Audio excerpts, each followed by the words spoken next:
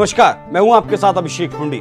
आजकल भगवान राम का एक भजन खूब धूम मचा रहा है। भजन के बोल हैं, राम आएंगे तो आंगन सजाऊंगी, और लोग अपना आंगन सजा भी रहे हैं, जिसका असर भारत के बाजारों पर दिख भी रहा है। 22 जनवरी को जो कार्यक्रम अयोध्या में होना है, वो सिर्फ अयोध्या में ही नहीं हो रहा, बल्कि देश के हर घर में होने वाला है। और लोग इसे लेकर अयोध्या की तरह ही तैयारियां भी कर रहे हैं। अपने घरों को सजाने में वो लगे हुए हैं। जिस तरह से अयोध्या को दुल्हन की तरह सजा दिया गया, ठीक उसी तरह से लोग भी अपने घरों को, संस्थानों को सजाने में जुटे हैं। और ये बात हम नहीं कह रहे हैं, बल्कि इस बात की पुष्टि बाजार कर रहा है। प्राण प्रतिष्ठा के कार्यक्रम से व्यापारियों को करोड़ों का फायदा हो रहा है, और अब तक करीब 1 लाख करोड़ का कारोबार हो चुका है। खुदरा व्यापारियों के संगठन कैट यानी confederation of all India traders की माने तो राम मंदिर की प्राण प्रतिष्ठा के कार्यक्रम से जो माहौल बना है, उससे देश भर के व्यापारियों को 1 लाख करोड़ से ज्यादा का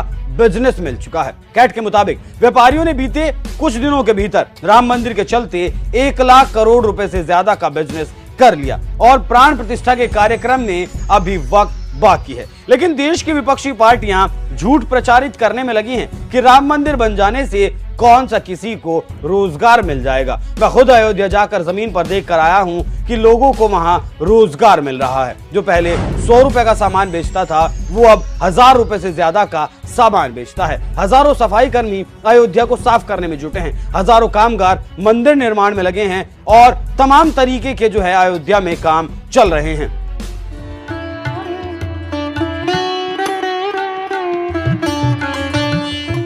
और भी सैकड़ों तरीकों से लोग वहां रोजगार कर रहे हैं। अयोध्या का जन जन खिला हुआ है, लेकिन विरोधी झूठ गढ़ने में लगे हैं। अब जाकर तो विरोधियों ने अयोध्या में देखा नहीं, तो फिर कुछ भी कह दें, क्या फर्क पड़ता है। तो चलिए वापस खबर पर आते हैं। हर शहर अयोध्या, घर घर अयोध्या।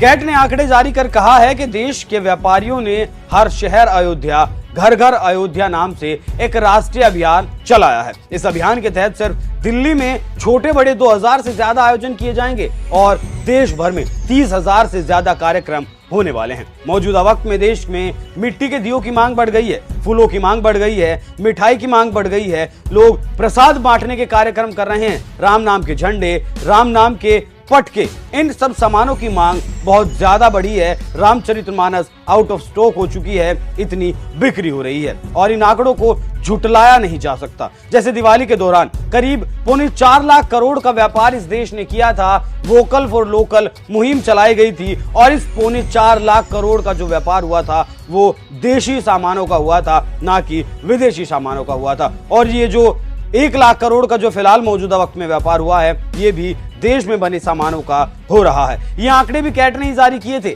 लेकिन विपक्षियों को ये आंकड़े कहां दिखाई देंगे, क्योंकि मोदी विरोध का चश्मा जो पहना है। लेकिन वो लोग भूल जा रहे हैं कि वो मोदी विरोध के चक्कर में राम विरोध कर रहे हैं, जिसका खामियाजा उन्हें 2024 में भुगतना पड़ सकता है। एक राम भक्त ने बताया है कि जो राम का विरोध कर रहे हैं, उनके साथ 24 में क्या होने वाला है, सुनिए।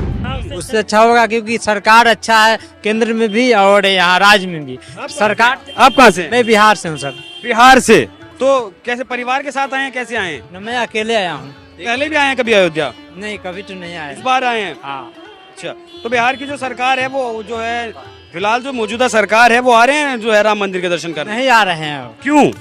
वो ठुकरा दे। देखिए उनका वो लोग तो कुर्सी की लालच है, कुर्सी के लालच में भगवान को मतलब त्याग रहे हैं। बहुत बड़ी गलत है। जैसे एक प्रेमी होता है ना, जैसे एक प्रेमी प्रेमिका होता है, अपने प्यार के लालच में बाप माता जी को त्याग देता है, उसी तरह जो है ना नेता लोग जो है ना अपने कुर्सी के लालच में भगवान के त्याग रहे हैं। बहुत बड़ी गलती है। तो जो भगवान को त्याग रहे हैं, बिहार की जनता उन्हें क्या जवाब देगी? उनको वोट नहीं देगी, क्योंकि सनातन का नहीं हो, किसी का नहीं, राम का नहीं हो, किसी का नहीं है। तो एक भजन सुनाइए ना। दुनिया चले ना श्री राम के बिना, राम जी चले ना हनुमान के बिना, लंका जरे ना हनुमान के बिना, रावण मराए न सिया राम के बिना। दुनिया चले ना भगवान के बिना, राम जी चले ना हनुमान के बिना। रावण मराए न श्री राम के बिना, लंका जरे ना हनुमान के बिना। दुनिया चले ना श्री राम के बिना, राम जी चले ना हनुमान के बिना। तो एक बार जो है, जितनी आपकी कम उम्र है उस हिसाब से आप राम भक्तों को क्या संदेश देंगे, छोटा सा? यही संदेश देंगे कि वो भी भगवान के चरण में आए और उनका सेवा करें और उनके सेवा में सदा रहें, बहुत बहुत और उनके ही चरण में रहें और उनका भजन भक्ति में डूबे रहें। भगवान भी उनका कल्याण करेंगे। बहुत बढ़िया। आइए। राम जैसा मर्यादा हो नर में और सीता जैसा स्वभाव, राम जैसा मर्यादा हो नर में और सीता जैसा स्वभाव, स्वर्ग जैसा चमकेगा भारत की गांव गांव, स्वर्ग जैसा